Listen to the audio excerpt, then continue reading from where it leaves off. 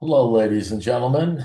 My name is Russell Spatz. I'm an alcoholic, and I haven't found necessary to drink or have a drink or that kind of deal since January.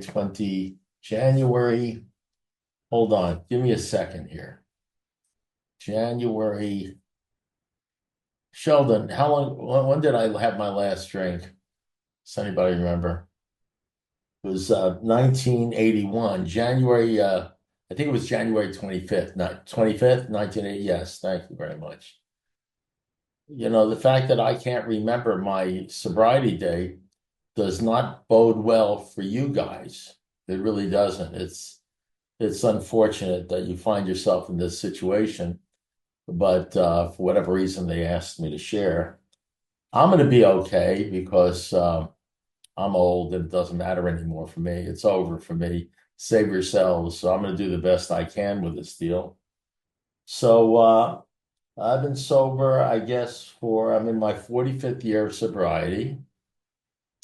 And this morning, I just got back from a cruise. I went through like five time zones and back again to the other side of the United States and then flew back. And so I'm just sort of adjusting to whatever it is to be not on a boat for 15 days. And I think I got up early today, like at around 4 o'clock in the morning. And every Saturday we do a 3 hour workshop. Every Saturday, a 3 hour. And so I got out of a 3 hour workshop from 10 to 1 today, this morning, and I was hoping to catch a little sleep. And that didn't work out. So I'm operating on two cylinders, which is okay. I'm going to do the best I can with what I've got going here. And I'm going to talk a little bit about step six. Now, unfortunately, and I have to apologize to you, there was a time when I was actually intelligent and I could think well, but I told my wife the other day thank God I'm now emotionally sober. And she said, no, no, you're just suffering from dementia. So whether I'm emotionally sober or suffering from dementia, it doesn't feel so bad. You understand? I used to be very intelligent. You're going to have to trust me on this. I was going for my PhD in algebraic topology, and I went to law school, and I have all sorts of accolades and degrees that attest to my intelligence. But as my first sponsor told me when I pointed out all my 20 degrees hanging on the wall, he said, well, Russ, rectal thermometers have degrees. You know what they do with those. So I'm not too intelligent anymore. I keep it really simple. It's like Dr. Bob's last words to Bill Wilson before he passed away. He said, Bill, let's not screw this thing up. Let's keep it simple. So I have to keep it as simple as possible on the sixth step. And I'm a very, very simple man. Let me tell you, I don't like complicating things. And the truth of the matter is, even though I've been sober quite a while and I've sponsored hundreds of men and worked with hundreds of people and I think I've been to over 40,000 meetings. The truth of the matter is that and I've read all the literature and I did all the other stuff you're supposed to do in order not to drink and be wonderful. I run a very simple deal, and apparently, and I warn you on this because I feel I ought to give you like a little caveat, a little warning. Apparently, most of the stuff I say is incorrect. So if you hear anything I say that you don't like, let me assure you, you're probably right and I'm probably wrong. I have tendency to say things and then afterwards I say, why did I say that? And then I change my mind. It's the dementia thing, it's not my fault. But so I'm just gonna lay out some simple stuff. Now, I think I'm gonna talk about the sixth step. It's one of my favorite steps. Six and seven are my favorite steps, to be honest with you. To me, those are the real deal because those are the steps, the sixth step primarily, that separate the men from the boys. And now, what I've noticed with myself, I mean, besides sponsoring a lot of people, I've done a bunch of service work. I was on Relay 8 years in Dade County, and whenever anybody called up AA for 8 years, between 9 o'clock on a Friday night and 9 o'clock the next morning, they got to speak to me, which is why nobody got sober during that period of time. I'm always getting things wrong. Even today, I know you'll find this hard to believe. I have people that call me up and they tell me about a problem they have. And they have 5 years, and they have 10 years, and they have 15, they have 20 years. Even people with 30 years call me up and tell me about their problems. I think they think because I have time that I'll be able to help them. So I try to help everybody. I mean, I really do. So they call me up and they tell me some problem they're having. And after they share the problem, I love people. I have a compassion for them, most of them. Uh, but after they share their problem and I give them the best answer I can give them based upon my experience, they inevitably they inevitably tell me I'm wrong and that I don't understand. The odds are, I would think, the law of averages says that I should be right once in a while, don't you think? But it seems every time I try to give somebody the answer, they explain to me that I'm wrong.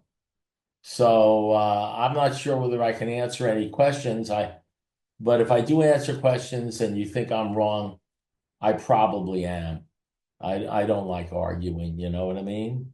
Every once in a while, when I'm talking to somebody and they have a problem, I'll say to them to sort of avoid the problem, I say, now listen, Fred, you have 5 years and I have 44 years. I'm not pulling rank now, but I want to get our relationship straight. I have 44 years and you have 5 years. Whose brain do you want to use on this? And invariably, they say, I think I want to use your brain.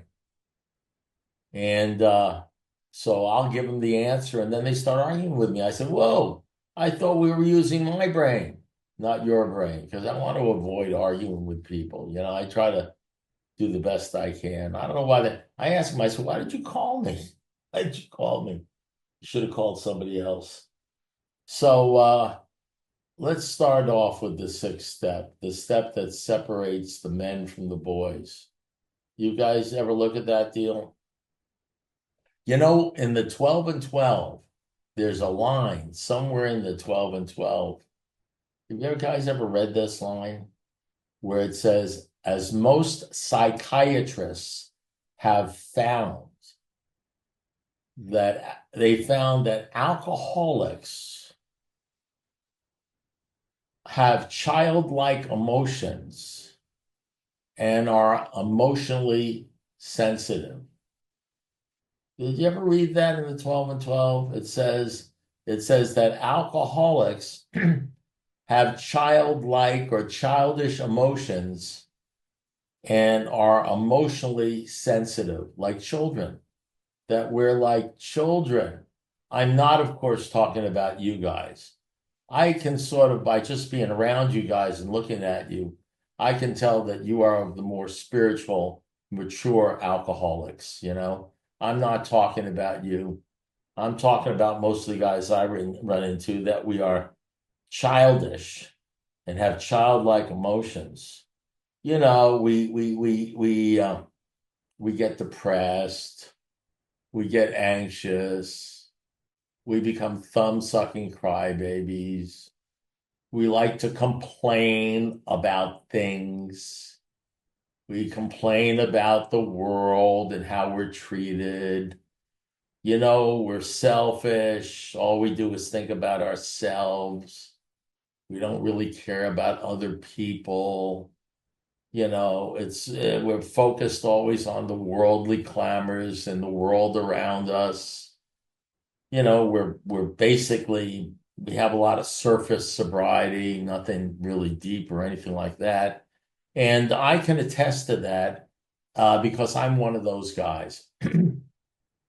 I'd like to think I'm a little bit better now after 44 years. I'm a little bit better, but I went through my thumb sucking crybaby years, my childish alcoholic years, and I think I started to come out of it somewhere around 25 or 30 years sobriety. Yeah, that's when I'd have to say, I don't remember a lot, but I'd have to say about 25, 30 years, and I don't know whether that's going to be the same for you. I'm just talking about myself. But every once in a while, somebody will come up to me and they'll have 10 years and they'll tell me about a problem they're having in their lives. It'll be about money, property, or romance or prestige. And they'll be all concerned about it. They'll be a little worried about it because they're not feeling good. And so they want to know what the answer is. And I say, well, listen, you only have 15 years. I said, I went through the same thing. You'll be okay. In another 15, 20 years, you'll be fine. It's all going to work out. But alcoholics, I don't know if you ever notice this. They're like children. You ever notice that? I'm not talking about you guys. This has nothing to do with you. You ever notice that alcoholics sometimes are very impatient? The great thing about booze, the great thing about alcohol, the reason I drank alcohol, and I know this is cocaine's and I used cocaine too, but it wasn't my deal. The reason why I used alcohol is because no woman, no car, no amount of money, no nothing worked just as good and just as fast as a couple of shots of, scotch or something like that. I mean, it just works so quickly and so fast. Now, all the other stuff works, of course. The women work, the romance works, the sex works, the money works, all the other things in this world they work. But if you want to feel real good, real fast, real in charge, man, you take a couple of Zocs of that deal. Probably the same thing with cocaine, and you got immediate wonderfulness. So the bottom line is that's why I used it. But sobriety, emotional sobriety doesn't work that way. Because what we say in AA, I don't know about CA, but I'm pretty sure it's the same deal. What we say in AA, what they say in the big book, it says the alcohol is but a symptom of the disease. It's not even the disease. The way we drink alcohol is a symptom of the disease of alcoholism. The real disease centers in my mind, not my body. And after I get rid of the alcohol and the cocaine and the drugs and the mescaline and the weed and all that crap, after I get rid of it, the problem is I of course feel wonderful because coming from a place where I thought I'd never be able to stop drinking, but it's only the first miracle for me. Because the real problem is not the alcohol, and the real problem is not the drugs, and the real problem is not the cocaine, and the real problem is not spending money I don't have to buy things I don't need to impress people I don't like. And the real problem is not the greed and not the feeling sorry for myself. The real problem is not the fear of other. The real problem is that there's the insanity that centers in my mind, not my body. And the real major stuff that I'm in bondage to, that I'm not free, is something that's going on in my mind that has nothing to do with smoking or chewing or eating or anything like that.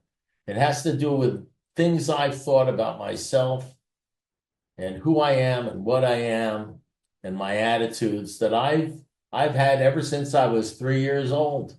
I've had for a much longer time than the alcohol. I used alcohol to anesthetize all that other stuff, you know what I mean? And so the truth is, the alcohol in my life and the drugs and all that stuff went pretty, pretty quickly. But the other stuff that I didn't even realize I had a problem with was eating my liver after 10 years.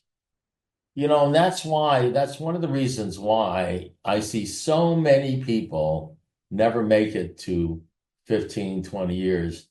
When I first came into fellowship, I would go, I think I've been to 5 internationals, and I'd see 50,000, 60,000 people.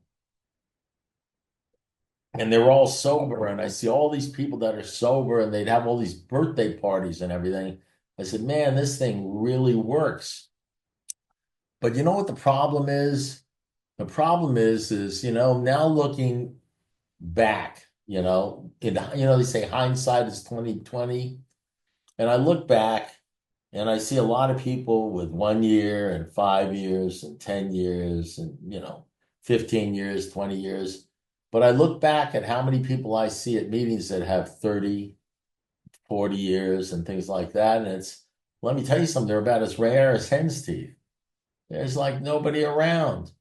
I was once told, I don't know whether this is true or not, but it seems to match what I've seen, that only 1/2 of 1% of the people that come into AA stay sober more than 20 years. You know that? You know what that means? That means 1 in 200 stay sober for more than 20 years.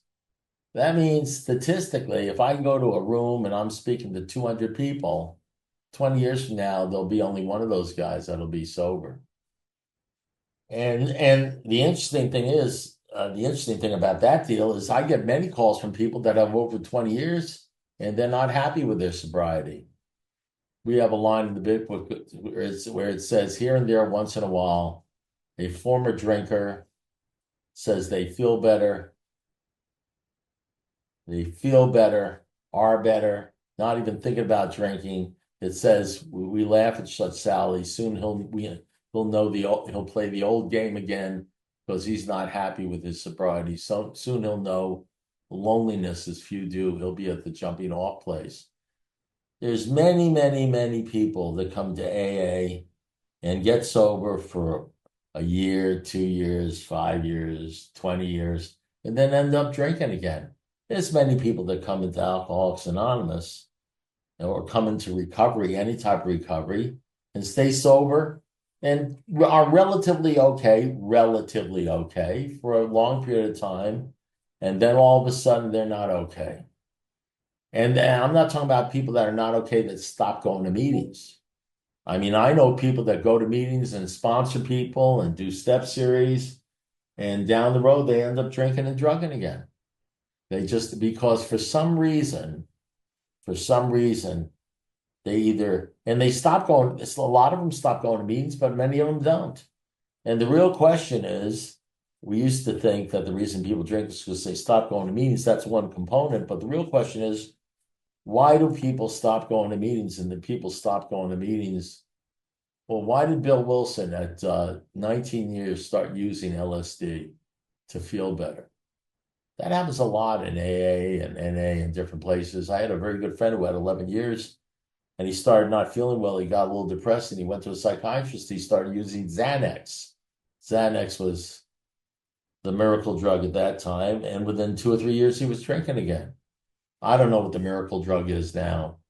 I don't know what the drug is alkies and dope fiends use in order to feel better now. I don't know whether it's Xanax or some other drug they've dreamed up, big pharma's dreamed up. But what you find out down the road is that people end up drinking and drugging and things like that because there's something else going on, because they're not dealing with the true disease, the real disease. And I went through my period of time. I think I was 10 years sober, and I was going to 3 meetings a day. This is before Zoom. I was going to 3 meetings a day and I was sponsoring everything that moved and I knew all the literature and all that stuff. And I got to a point in time where I was unsteady. I was not a steady camper. I mean, I knew how to put on a facade. When you get double-digit sobriety, you get 10 or 15, 20 years sobriety, you pretty much know how to put on a facade so that you look sober. But deep down inside at 3 a.m. in the morning, you're still worried about what people think about you. You're still worried. You're still in fear. You're still, there's this great promise in the big book, at least it says, you will lose fear of people and of economic security. You will lose fear of people and economic insecurity. I was 10 years sober. I was always worried about money. I was 10 years sober. I was always worried about what other people were going to think about me. At one point in time, my house was in foreclosure. It never actually went through, but it was in foreclosure. And the interesting thing is, I wasn't worried so much about the foreclosure, whether it was foreclosed on. I was more worried about what people would think about me if they knew I was broke. I mean, this nagging feeling that, you want everybody to love you, want everybody to look up to you, you want people to like you, and this other obsession that you somehow feel that people are always looking at you and thinking about you. That's the worst part of alcoholism. I mean, to not drink and not go to not drink and constantly be worried about what people are thinking about you. Of course, alcoholics have this little twist they do, this delusionary twist, where they tell themselves they lie. We lie to each other. We don't know the truth from the false. Our alcoholic thinking seems the only normal one. Many times I tell myself, I don't give a crap what other people think about me. I almost braggadociously. I'd sometimes say it out loud. I don't give a crap what they think about me. I don't give a crap, and what you ultimately realize is that people that tell themselves that they don't give a crap what other people think about them, all they do is think about what other people might be thinking about them, because people that really don't care what other people think about them never say, I don't care what other people think. They say things like pass the sugar, but they don't say that stuff. And so what happens is after you stop drinking, there's a period of time where you may feel relatively okay. And of course, grateful and happy about the fact that you're not drinking. But unless you deal with the serious part and the root cause of the deal, what the problem is, eventually it catches up to you. It always catches up to you. You get complacent, you get elated, you start feeling like you've got control, you start playing God, you start relying on your own feelings. First of all, we got to stop playing God. And the next thing that happens is you're resting on your laurels. And the big book says that you're heading for trouble if you do, because alcohol is a cunning foe. We are not cured. And that's the deal. You just sort of like take the foot off the pedal off the metal, whatever it is, and you just stop moving forward in the sixth step. And so the real question becomes, and we don't really analyze this stuff unless we have a damn good sponsor that doesn't worry about what we think about them. They're just going to be honest with you. And so we don't really look into the sixth step or understand the sixth step, which I think is probably the most important step. The most important step. I know people say the third step is, I did the third step. I know the third step. You get down on your knees and you say the third step prayer, like Bill Wilson, then you get off your knees and then you check your bank account. You say the third step prayer, you get down on your knees, and then you get off your knees and you go looking for a date. I know the third step prayer.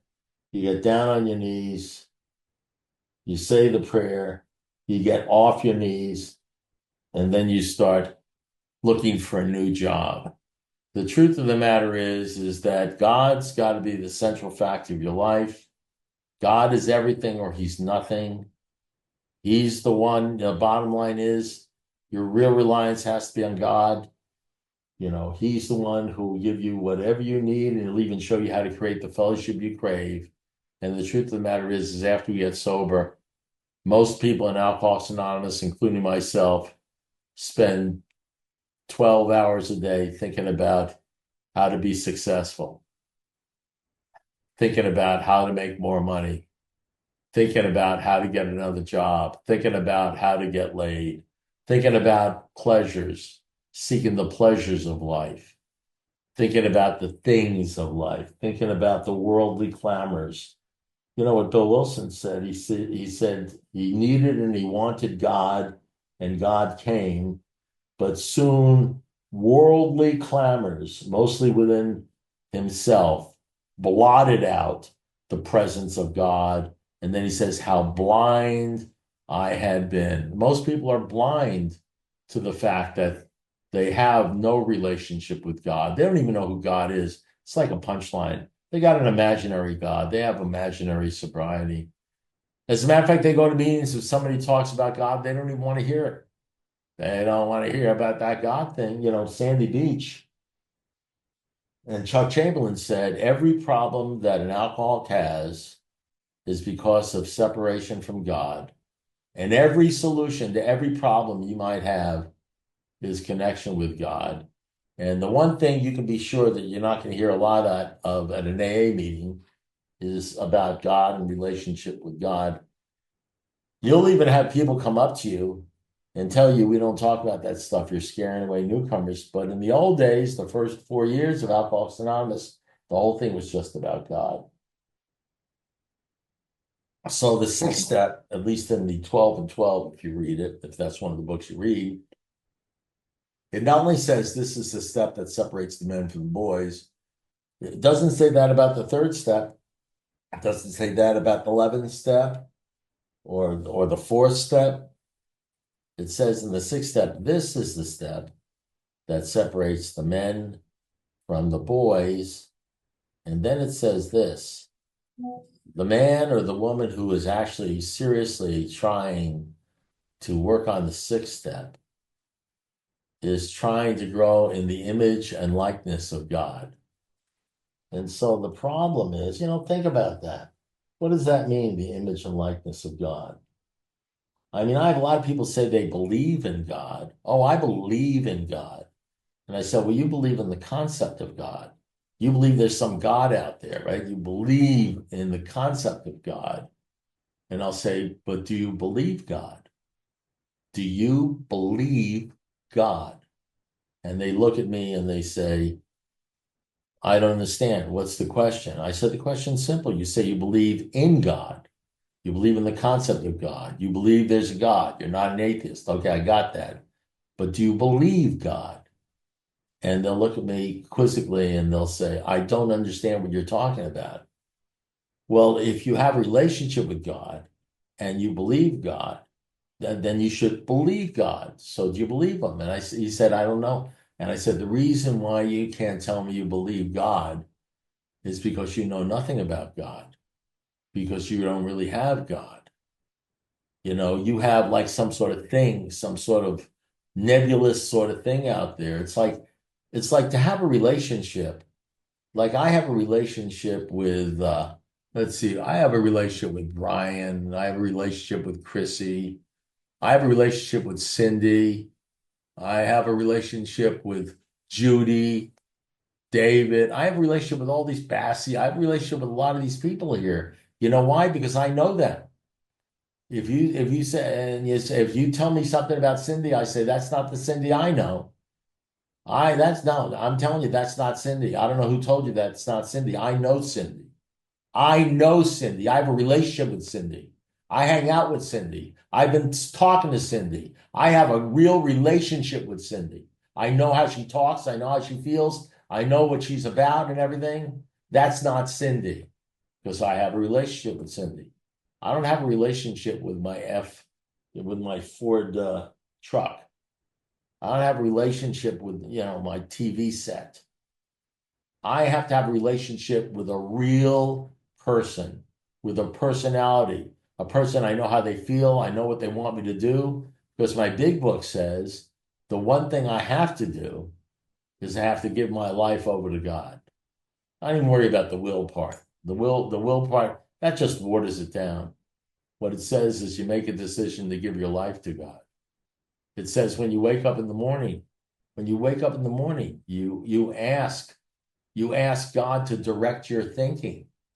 You don't even you don't want to be thinking with your brain. You ask God to direct your thinking. As a matter of fact, if you ask God to direct your thinking over and over again, and you have a true relationship with God, and you know who God is and what He wants you to do, you know what happens? Not only do you ask Him to direct your thinking, but you end up knowing exactly what He wants you to do. because you have a relationship with God, like I have a relationship with Cindy. It's not a mystery. You're not walking around because if what God, who, if who, if what who God is, if what God is, and you have a relationship with God, and that's the truth, you have that, you're not walking around blind trying to figure it out. You're not walking around God blind trying to figure it out. So how do you find out that's the deal. It says, so how, what it says, as a matter of fact, I can tell you this, if I can even find this in the big book of Alcoholics Anonymous. There's this great line in the big book right here. I was just looking at it the other day. We know so little. It's unbelievable. I was just looking at this line the other day. It's on, you guys have seen this a million times. Have you ever thought about this? Here's what the line says. Let me find this sucker. It's right after here you go. This is on page 60 of the big book. When in doubt, open up the material. This is under the A, B's, and C's. The A is that we were alcoholic and could not manage our own lives. That probably no human power could have relieved our alcoholism, that God couldn't would if he was sought. You know what it says right after that? That's an interesting line. It says, being convinced of that, we were at step 3, which is that we decided to turn our will and our life over to God as we understood him. And then it says this, just what do we mean by that? And just what do we do? Just what do we mean by that? And just what do we do? Question mark. Being convinced of those 3 things, on step 3, we decided to turn our will and our lives over to God, not even the care, over to God as we understood him. Just what do we mean by that? And just what do we do? So that's a good question to ask yourself. What do you think they mean by that? What do they think? What do you think they mean by that? Turn your life over to God. What does that mean? And what do we do? If you don't know what that means, or you haven't done it, then you haven't done it. And what I realized is I didn't really turn my will and my life over to God seriously and make and so that I had a God-centered life. It says in my fellowship in AA, it says that we can be rocketed in the 4th dimension of existence and experience much of heaven and know peace. The only thing we have to be sure of is something called the great fact. And the great fact is this, and nothing less than this. Nothing less than this, that God must become the central fact of our lives. That means our whole life is about focusing on God, not on the woman, not on the man, not on the sex, not on the money, not on the dress, not on Macy's, not on the cars. That God's got to be the central fact of our lives, number 1, and be convinced that he lives in our hearts and minds in a way which is indeed miraculous. There's a lot of stuff about God in my literature. There's a statement that says on the last page of the big book, it says your real reliance must be on God. He will even show you how to create the fellowship you crave. And that means I have to create a fellowship, a godly fellowship where people are talking about God all the time. The meetings I go to now, we don't talk about alcohol. We don't talk about drugs. We don't talk about what you're using. We don't talk about, what we talk about? We talk about God. I'm asked to speak at different meetings and conventions and stuff. You know what I talk about? I'll spend 5 or 10 minutes on the alcohol. You know what I talk about God. You know what all my sponsors talked about? They talked about, why would I spend time talking about stuff that I'm not involved in anymore? Why would I spend time talking incessantly about drinking or drugging or things like that. Oh, there's plenty of meetings you can go to if that's what you want to do. I want to talk about the thing that's going to free me from being concerned about the judgment of other people. I want to talk about the thing that's going to free me from the anxiety of worrying about financial insecurity. I don't know, what would your life be like if you didn't worry, if you had no fear, you stopped worrying about people and economic insecurity? One of the things that's said in the big book, it says, we never apologize for God. All men and women of faith have courage. They trust their God. We never apologize for God. Instead, we let him demonstrate in our lives what he has done for us. And once we begin to outgrow fear, how would you like to outgrow fear? That 3 o'clock in the morning fear, that fear of not having enough money, that fear of not getting what you think you need. How would you like to stop waking up in the morning and say, if I only had this, I'd be okay. If I only had that, I'd be okay. How would you like to stop worrying about what people are thinking about you in AA and out of AA? And how would you like to be your own man? How would you like to have courage? All men of faith have courage. Are you a man or a woman of faith? Are you a man and a woman that has courage? Or you just have a facade of courage? You just walk around telling yourself you don't care what other people think about you. Now, I got to tell you this. I'm talking about stuff that has actually happened to me, but the truth of the matter is, if I was really honest with you, I would tell you is I didn't start realizing all these other promises. Let me tell you something. If you're an alcoholic or a drug addict or cocaine addict or whatever it is, and you don't deal with what I'm talking about, because I can tell you over a period of time, this world will never stop coming at you. Even if you're the most innocent, nicest guy in the world, you're going to suffer from health problems. You're going to suffer from money problems. You're going to suffer from all sorts of problems in your life, not because you necessarily caused them, because of your drinking or your drugging, because that's life.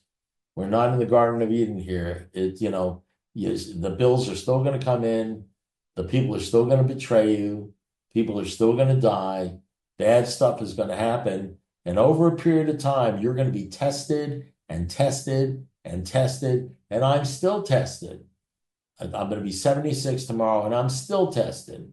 And you're going to be tested. And while you're being tested, and those repeated humiliations and those crushings of your self-sufficiency, while you're being tested, you are going to get a really good, clear glimpse of what this disease is really like. I'm not going to have to tell you what this disease is like. Let me tell you, 5 years sober, you're going to get a whole different idea of the disease of alcoholism. 10 years sober, you're going to get a whole different idea of the disease of alcoholism. 20 years sober, let me tell you something, you're going to have a whole spoonful, a shovelful of what this disease looks like. And you're going to be sitting there saying, I don't understand it. I'm going to meetings, I'm doing everything I'm supposed to do, and I'm getting hammered. And you're going to find out that you need, in order to get emotionally sober, like Bill Wilson needed, that he started taking LSD, you're going to be running around to all the skull jockeys in town saying, what's wrong with me? They're going to prescribe all their medications for you. They're going to say you got bad brain chemistry or something like that. But the bottom line is what you have is you don't have any God in your life. You just have a superficial facade of God, but basically you are God. You make your own decisions about your own life, and you don't have anybody or anything in your life that is guiding you so that you have your own relationship with God. And that's the bottom line. And you don't have to believe what I'm saying. We'll come back if I'm still alive 10 or 15 years from now, and you'll tell me what you experienced, and you'll know the deal. When they come up to you and you're doing and all of a sudden they tell you you've got cancer, you've got breast cancer, you got prostate cancer, you have to go into chemotherapy, you got to go for an operation, you know something? And you ask somebody in AA or CA what to do, and they say, well, just do another 4-step. That ain't going to cut it, sweetheart. The 4-step ain't going to cut the cancer deal.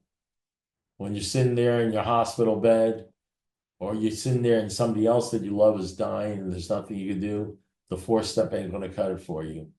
fifth step ain't going to cut it for you. You're going to need something else to fall back on. And if you don't have a relationship with God, if you haven't utterly abandoned yourself to God, you're going to find out that this is a disease that demands that you go in a direction that you don't want to go. And the reason you don't want to go is because you've been going to meetings where people aren't talking about God. So you're going to have to find. Somebody asked me, well, how do I do this thing? I said, you better learn how to find the people that are talking about this stuff. Because you need to find the people that are talking about the central fact stuff. See to it that's it. God is everything or he's nothing. Half measures avail us nothing. We stood at the turning point. The bottom line is we don't start, if we don't pay attention to what they talk about in the book, you get rid of old ideas or the result was nil, nothing, unless you let go absolutely. This disease will lull you into a sense of complacency. You'll pick up all those medallions. They'll have birthday parties to you. They'll pat you on the back and you'll say, look at this. I've got 10 years. My worries are over. I'm doing great. Until all of a sudden, one day you wake up and the monster's back again. And all the fear and all the worry is back again. And you're running around trying to figure out what you can do in order to not blow your brains out. And you might not drink, but I'll tell you, some suicide is looking a little bit better. You know what I mean? You'll be depressed. You'll be like Bill Wilson. And of course, I could be wrong. I probably am. The only thing I have going for me is something called experience. My sponsor told me when a man with experience meets a man with money, the man with experience will walk away with the money, and the man with the money will walk away with an experience.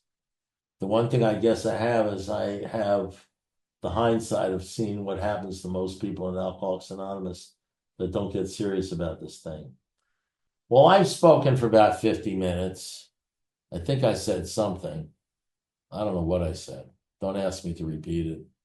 So I basically fulfilled my obligation to CA, AA, and to the fellowship at large, and I'm done. That's it for me. It's over. Thank you.